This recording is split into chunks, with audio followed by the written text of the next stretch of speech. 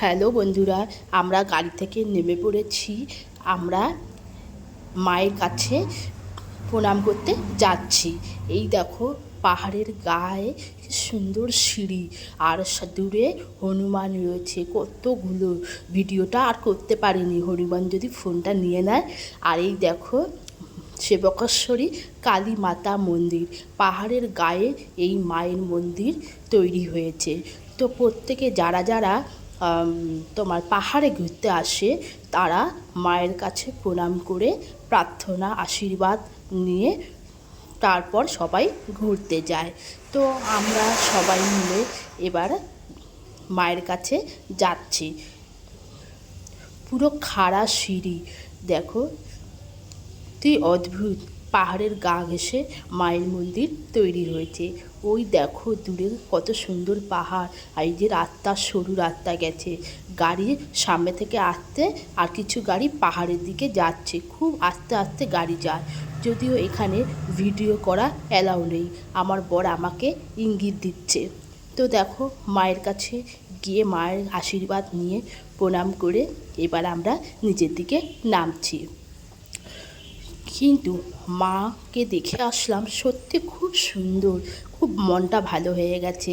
প্রত্যেকে এখানে আসে মায়ের কাছে প্রণাম করতে। চলো এবার আমরা নিচের দিকে যাই।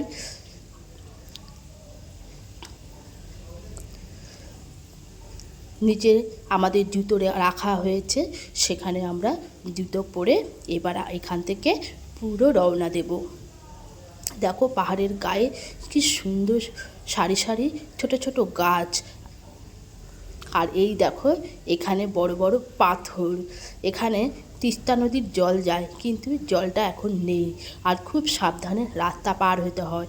রাস্তা প্রচণ্ড টান, আর গাড়ি যদিও আসতে যাচ্ছে কিন্তু তবুও যেন ভয় লাগে।